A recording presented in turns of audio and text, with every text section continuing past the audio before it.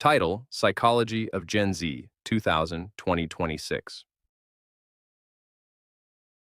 You're not lazy, you're mentally exhausted from thinking all the time. Not the kind of thinking that solves problems, but the kind that never stops. The constant replaying, the silent analyzing, the background noise in your mind that doesn't let you fully rest. You didn't choose this. You grew into it because your world was different from the beginning. You didn't just use the internet, you lived inside it. Your childhood wasn't just moments. It was moments that could be seen, judged, compared. Before you even understood who you were already being perceived. And slowly, you became aware of that perception. You learned something very early. That attention has weight. A like feels good. A comment feels validating. Silence feels uncomfortable.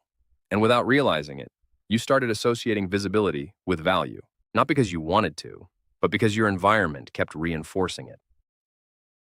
So you adapted. You started adjusting how you show up. You became careful with your words, intentional with your expressions, more controlled in how much you reveal. Not fake, just selective.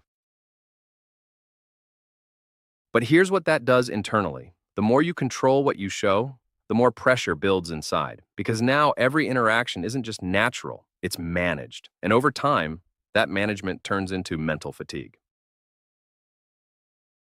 But you begin to notice it in small ways. Simple messages take longer to reply to. Decisions feel heavier than they should.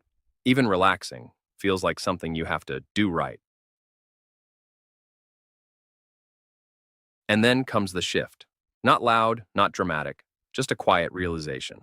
Even when everything looks fine, you don't feel at ease.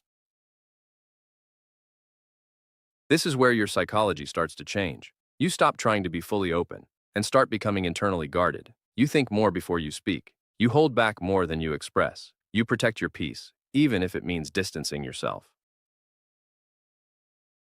And this isn't weakness. It's something psychologists describe as adaptive self-protection. When your mind learns to reduce emotional risk by controlling exposure, it's your brain saying, let's not get hurt again. But every form of protection comes with a trade-off. The more you protect yourself, the harder it becomes to feel deeply connected. The more you think things through, the less spontaneous life feels. The more independent you become, the less you rely on others.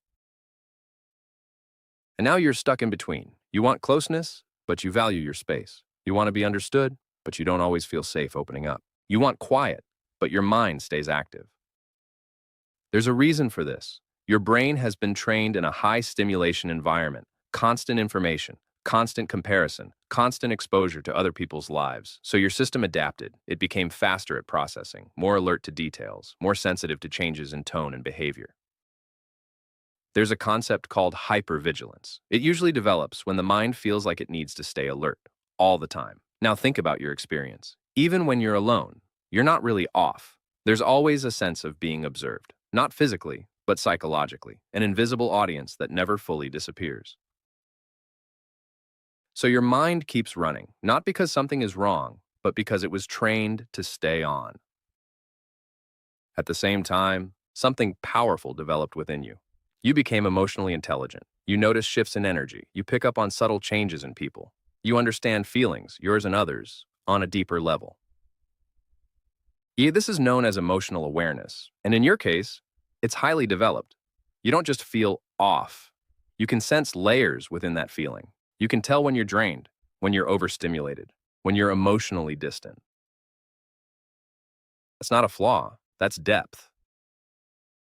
But depth, without direction, can turn into overthinking. Because your mind doesn't just observe, it tries to interpret everything, every silence, every delay, every reaction.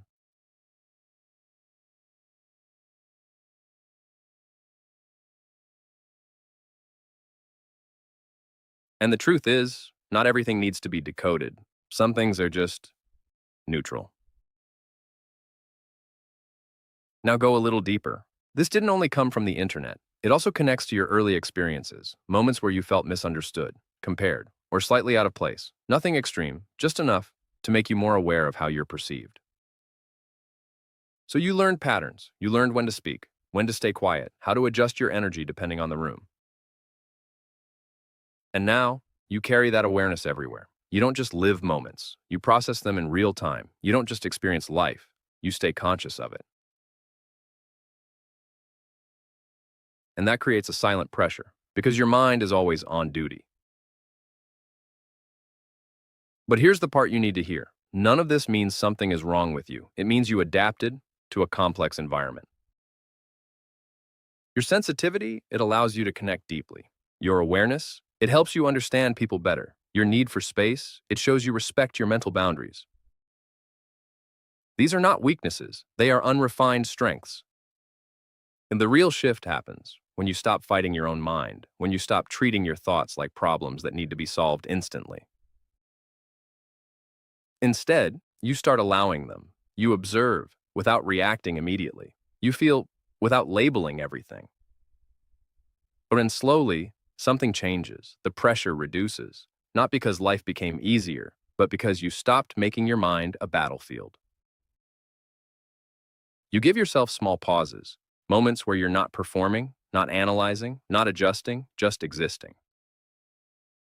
And in those moments, you start reconnecting with yourself, not the version shaped by expectations, but the version that exists without effort.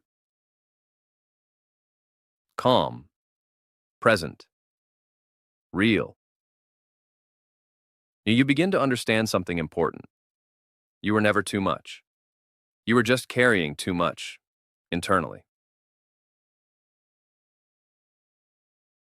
And now, you don't need to escape your thoughts. You don't need to silence your mind. You just need to change your relationship with it.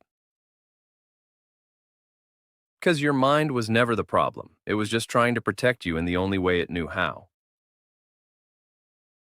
And maybe it's time to let it rest. You don't need to escape your mind. You just need to stop treating it like the enemy.